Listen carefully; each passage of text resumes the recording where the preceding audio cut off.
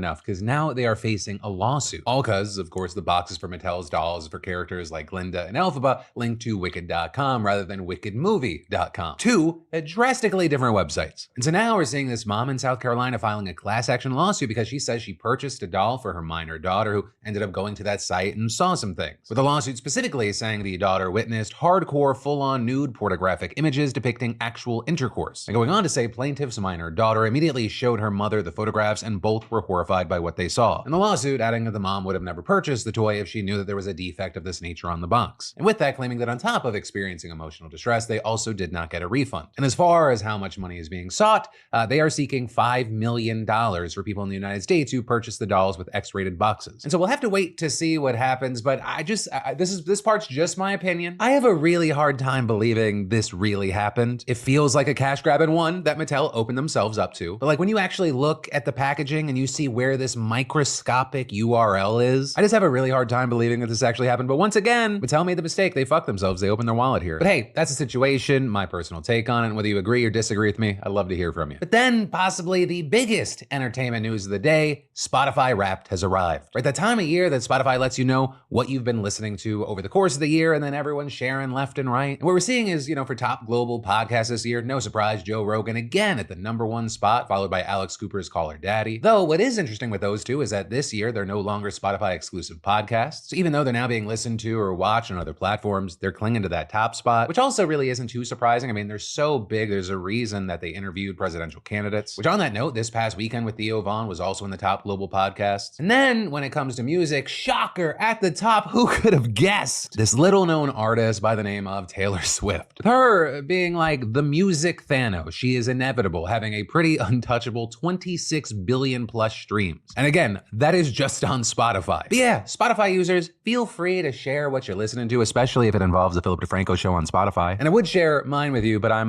one of those disgusting Apple Music people. And we technically got our version of Wrapped earlier this week. It's called Replay, but no one cares about those. Then taking a quick breather from the news, I've got a great, stylish, thoughtful, practical gift idea for you. Right? And longtime viewers know that I've been wearing Vessies for years, but I still remember my first pair and what a game changer they were in my life. And just think about it. It's pouring outside, but you're still out running errands, dry and cozy, and our sponsor, Vessi sneakers. Because seriously, no wet socks, no stress, just all day comfort. Like I remember one rainy morning when I almost waited out the weather, but I thought, why not? Because with Vessies, facing elements feels effortless, rain or shine. Plus, they're durable and built to last, making them a gift that keeps on giving long after the holidays. Like the waterproof tech, it keeps my feet warm and dry no matter what the weather's doing. And comfort-wise, these shoes are insanely good. Though the real highlight is, they don't look like your typical waterproof shoe. I can wear them on errands or even out with friends and they look great. Right? They go with everything. Jeans, joggers, slacks, pretty much your daily wear. So don't wait, make someone's holidays a little cozier, drier, and a lot more stylish. Just head to Vessi.com/DeFranco today to get up to 40% off. Trust me, your loved ones will thank you. Go grab yours before they're gone. Vessi.com/DeFranco. And then I got a question for you. Let's say, like any good freedom-loving American, you want to buy a fully automatic machine gun,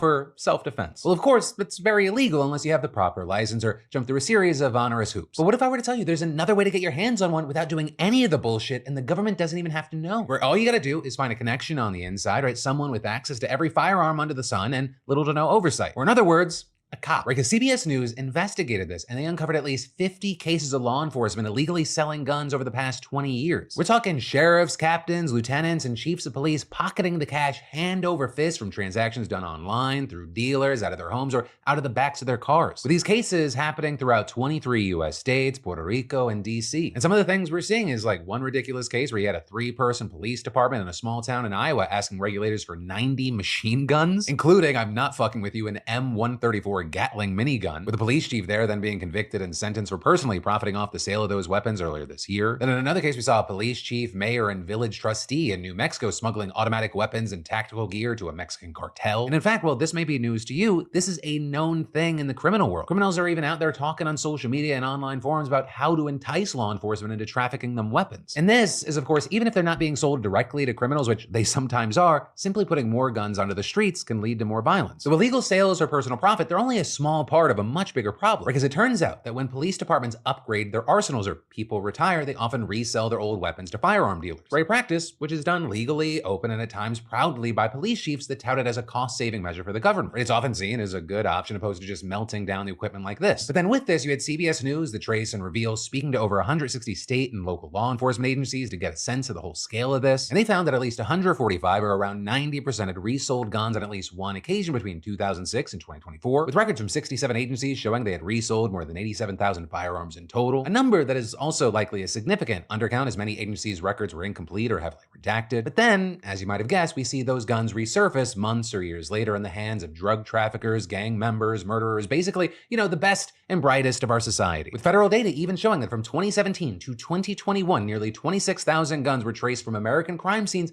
back to government agencies, law enforcement, or the military. Now with that, I want to note that many of those may have been simply lost or stolen, not sold legally or illegally. But I will also tell you that when the General Services Administration Inspector General looked at guns that were reported missing over a 15-year period, they found that more than 2/3 were in fact sold or traded, including Uzis and grenade launchers that were never recovered, something that it turns out became even easier in 2017 after Trump revoked an Obama-era executive order restricting the military from delivering equipment to law enforcement agencies, with that including armored vehicles and grenade launchers. But in general, to get their hands on military-grade weapons, police need permission from the Bureau of Alcohol, Tobacco, Firearms, and Explosives, or, the ATF. Thing is, though, it wasn't until last year that the agency began vetting every machine gun application to confirm the request came from legitimate law enforcement bodies. And with that, a half a dozen ATF officials told CBS they typically don't assess the appropriateness of the weapons for a department or track where they end up. But yeah, isn't that a fun thing to learn about today? I thought it might be. But then, now weeks after her disappearance, police say they now have an idea of where Hana Kobayashi is, but Hana's family isn't so sure. And for those that are unfamiliar with the case, Hana's this 30-year-old Hawaiian woman that's been missing since November 11th. And with that, we have a pretty clear idea of what the few days leading up to her disappearance looked like. We know that on November 8th, she was on a flight from Maui to New York City with a layover in LA. Her family saying that she had plans to stay with an aunt in upstate New York and to take pictures at a DJ show in Brooklyn. But then, Hana didn't board her connecting flight, and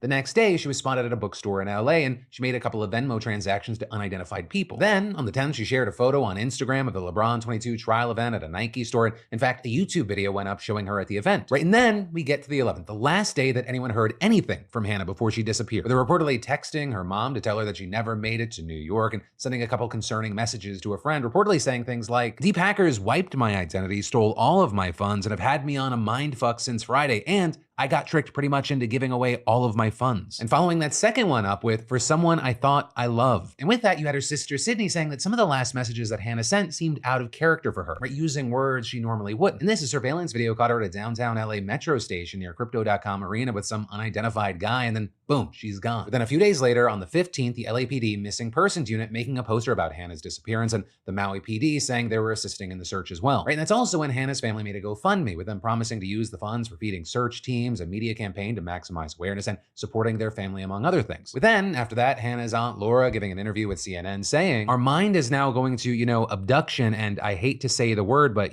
trafficked. We're doing the best that we can, but the family at this point is having to come to the reality that those things could be a possibility." And just a few days after her disappearance, Hana's father, Ryan Kobayashi, traveled to LA to help look for her, telling CNN at the time, "Hana loved to travel. She loved photography, art, music. I wasn't too close with her growing up. We haven't had contact for a while. I'm just trying to make up. I'm trying to get her back. That's my main focus." With Ryan then spending 13 days searching before he was found dead, with the Los Angeles County medical examiner ruling his death a suicide. And the family then saying in a statement, "The search for our beloved Hana must continue with the same love and determination that Ryan would have wanted. We need your help. We need your strength. Our family needs you. The search for our dear Hana must continue with unwavering hope and determination. She is still out there, and we believe that together we can bring her home." And what we ended up seeing was that Ryan's death really kicked this story into high gear. The attention around Hana's disappearance, it exploded. Countless headlines and internet sleuths looking to get to the bottom of this. Find Hana. Reddit pages popping up titled "Find Hana Kobayashi," with people sharing links and updates and many, many theories out there that I'm not going to dive into. But even real private investigators picked up on the case and they dove into it. But it wasn't until now that we got a real substantial substantial update, with the LAPD classifying Hannah as a voluntary missing person, with them saying that they have video surveillance from U.S. Customs and Border Protection which shows Hannah crossing the border into Mexico alone on November 12th. They also went on to say that Hannah requested her luggage from her missed flight to New York to be sent back to LAX, where she picked it up on November 11th, with her then taking her bag to Los Angeles Union Station, where she bought a ticket to take her to the U.S.-Mexico border. And all of this is notably the person that she was seen with by the Crypto.com arena was reportedly found and cooperated with police, and they were able to verify his story. And you had investigators adding that before leaving Maui,